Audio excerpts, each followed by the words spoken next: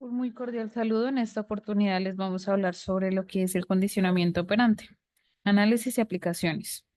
Me presento, mi nombre es Amy Zanabria, junto con Leonel, Jimena, Lina, Marcela y Luisa Fernanda hemos realizado esta actividad.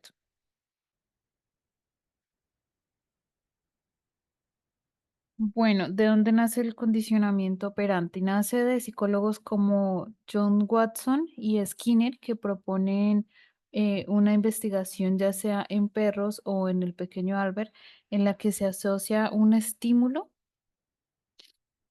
eh, y se genera posteriormente una respuesta.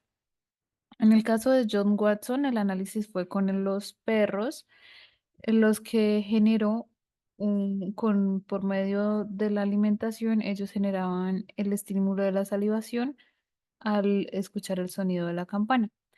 En el caso de John Watson fue con el pequeño Albert al que se le indujo a tener mm, un miedo bastante elevado hacia los animales, o sea, como ratas o ratones, mediante un sonido estridente. Los antecedentes del condicionamiento operante, tenemos el análisis de situaciones del contexto real a través de condicionamiento operante. Implica identificar y comprender cómo los antecedentes, las conductas y las consecuencias interactúan para modelar el comportamiento del individuo, como bien lo mencionaba anteriormente en el caso de Albert y en el caso de los perros.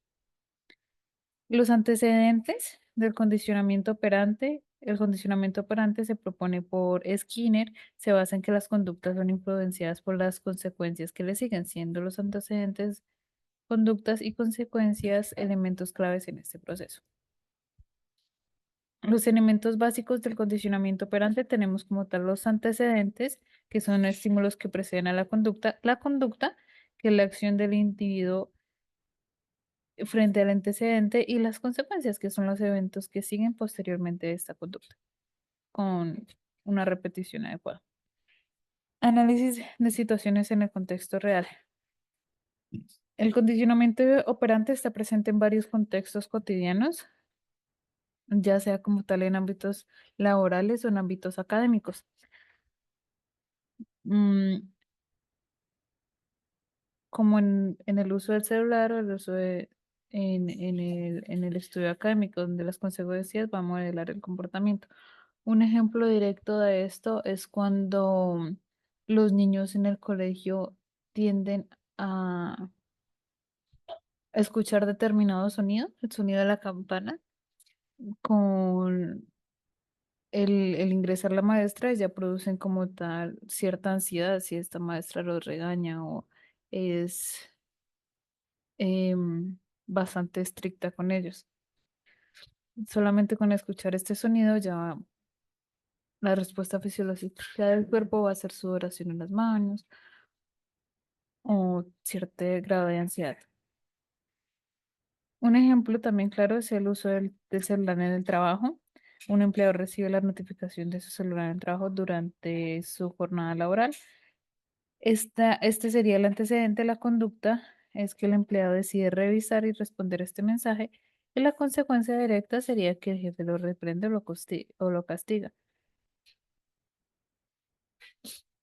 Em, en caso inverso, pues también se puede trabajar, o sea, el condicionamiento operante funciona tanto con castigos como con refuerzos positivos. Esto pues influye también en sus futuras acciones. En ejemplo 2 es el estudio y resultado académico. El antecedente, un estudiante con un examen importante. La conducta, el estudiante estudia varias horas al día, en consecuencia obtiene una calificación alta. Esto sería un refuerzo positivo que va a reforzar su hábito de estudio.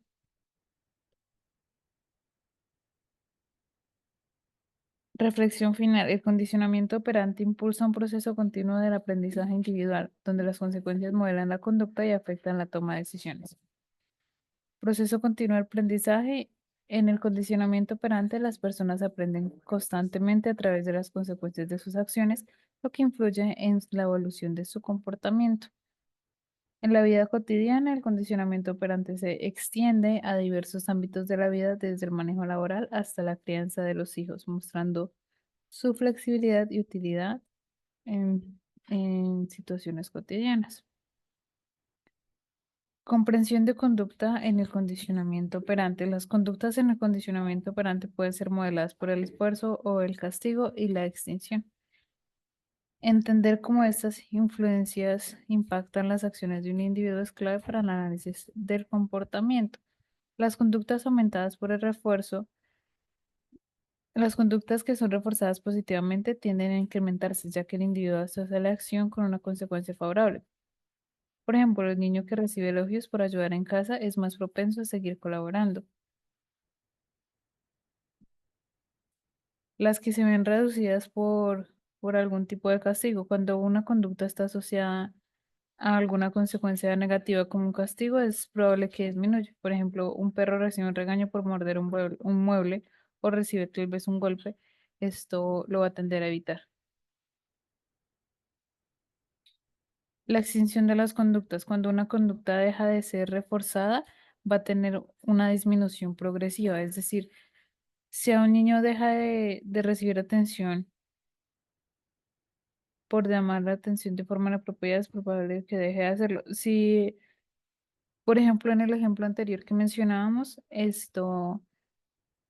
una niña deja de recibir los elogios a los que estaba acostumbrada por tender su cama, por organizar la casa.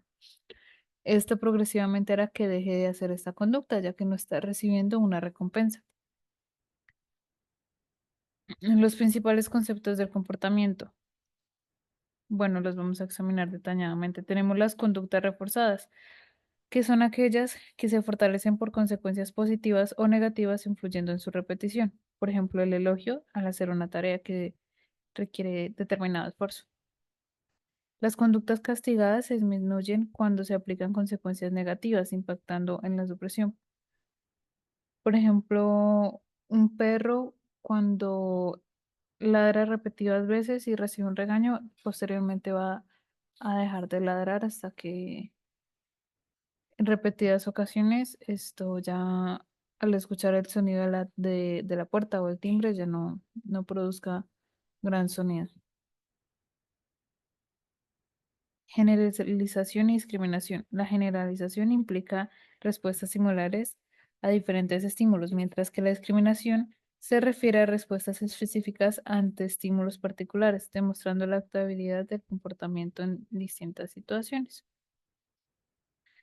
El impacto en las consecuencias de aprendizaje. Las consecuencias del condicionamiento operante tienen un impacto significativo en el aprendizaje del individuo, determinada la repetición o extinción de ciertas conductas.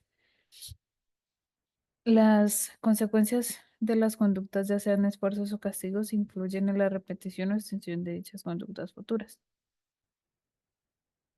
El aprendizaje basado en las consecuencias en el condicionamiento operante impulsa un cambio en la conducta de los individuos, fortaleciendo o debilitando algún comportamiento específico, según la naturaleza de estas consecuencias.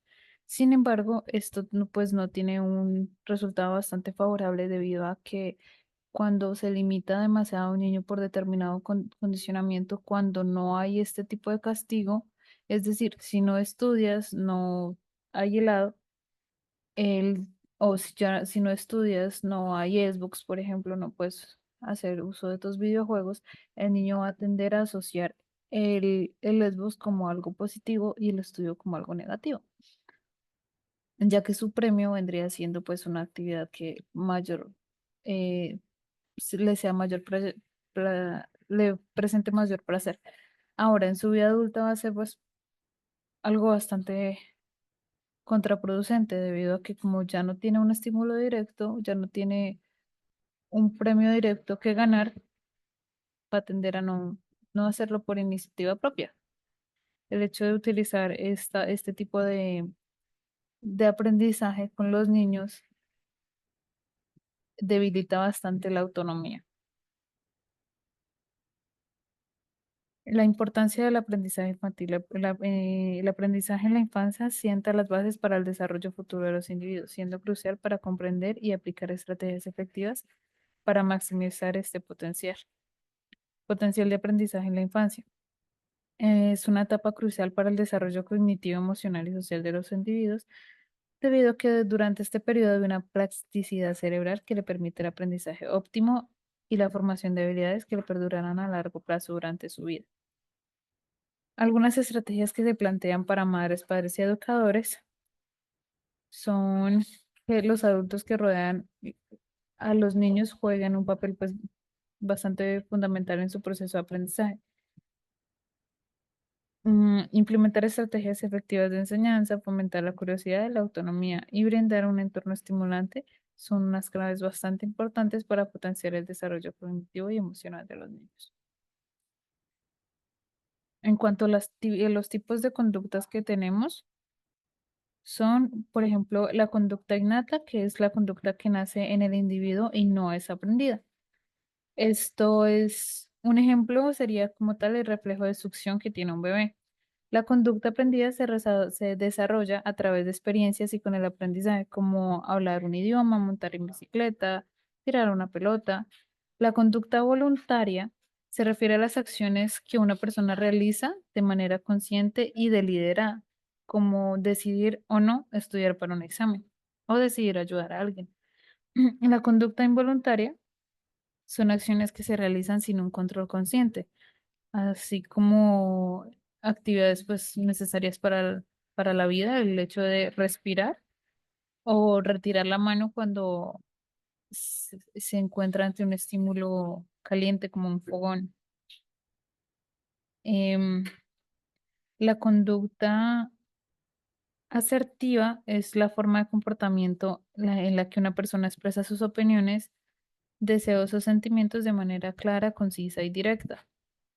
Y la conducta agresiva implica actuar con hostilidad y violencia hacia los demás. Bueno, muchísimas gracias. Eso ha sido todo por esta vez.